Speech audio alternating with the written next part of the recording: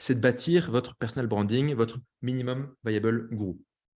Le minimum viable guru, donc MVG, c'est un concept qui est détourné du MVP. MVP, dans le vocabulaire startup, c'est le minimum viable product. Un minimum viable product, c'est quoi le produit le plus minimum, le plus basique qu'on peut shipper, qu'on peut envoyer, qui accomplit à peu près ce qu'on voudrait accomplir pour le client.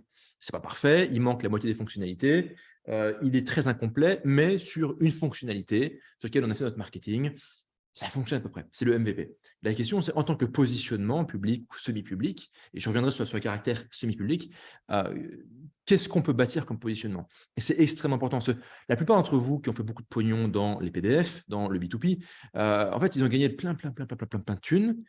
Leur réseau, c'est quoi? C'est une brochette de mecs un peu dark qui font des scams en e-commerce et qui vendent des PDF à des ménagères ultra violents. Donc, est-ce que c'est un réseau intéressant? C'est pas inintéressant, mais c'est un peu limité comme horizon. Leur reconnaissance, je dirais l'accès du talent, l'accès du levier bancaire, l'accès à des réseaux est très limité. C'est bonjour. Moi, j'ai essayé de devenir un dîner d'entrepreneur en disant je suis le king des PDF. Ça ne l'a pas fait. Vous voyez. Et donc, en fait, si ces personnes avaient développé un minimum viable guru au cours des années, au cours de leur ascension, et encore une fois, ce minimum viable guru existe. Si vous vendez du PDF un peu dark ou de l'e-commerce un peu, voilà, enfin, comme vous voulez, dark ou pas dark d'ailleurs, vous pouvez avoir un minimum viable guru qui est séparé de ça. Vous pouvez bâtir, je dirais, votre profil d'entrepreneur, votre profil de copywriter, votre profil de marketeur, votre profil de, je dirais, de mec qui sait faire des publicités, votre profil de quel que soit le talent que vous avez, indépendamment de votre business. Ça peut être relié, mais ça peut aussi être séparé si vous ne voulez pas mélanger les trucs. Mais il faut bâtir ce truc-là. Ce truc-là, c'est l'accès du réseau, c'est l'accès à de la reconnaissance. Quand je dis reconnaissance, ce n'est pas reconnaissance en mode prestigious profit, c'est des gens compétents et talentueux qui vont vous reconnaître comme étant quelqu'un d'intelligent, d'intéressant et de talentueux. Donc, ce n'est pas genre, ouais, la société, ma mère est fière de moi. Rien à foutre de ça. C'est les gens intéressants, intelligents et talentueux vous reconnaissent comme étant intéressants, intelligents et talentueux. Ou talentueuse, etc. Bon, c'est une femme. Vous comprenez. Donc, c'est important de se bâtir ce profil de minimum viable guru et le plus tôt vous démarrez, le mieux. D'accord. Donc, qu'est-ce qu'on met dans un minimum viable guru?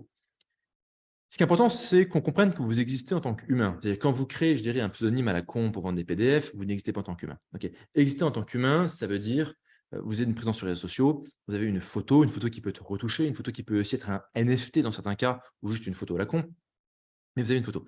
Vous êtes ce qu'on appelle semi-dox. Dox, D-O-X-X. Le fait, enfin, ce dox ou le doxing, ça désigne le fait sur Internet de dévoiler une partie ou la totalité de votre identité. Nom, prénom, où vous vivez, visage, voix, etc. Donc, on va être sur du semi-dox. C'est assez important de… en fait, si vous dévoilez votre identité parfaitement, si vous dévoilez tout, vous n'avez pas la possibilité de revenir en arrière. C'est là, c'est sur Internet.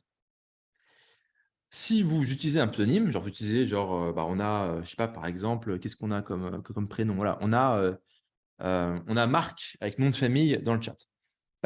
Si Marc il dévoile tout, on sait que c'est lui. C'est pas forcément problématique. Si Marc il est spécialisé, j'en sais rien moi, je sais pas, en copywriting PDF, enfin en copywriting, il peut s'appeler Marc Copywriting, par exemple. Comme ça. Et après, pour la photo, il peut mettre une autre chose que son vrai visage au début. Ce qui est pertinent avec le semi-dox, c'est qu'on donne des éléments d'identité, par exemple un prénom, par exemple, une nationalité, peut-être français, par exemple, ou belge, ou j'en sais rien.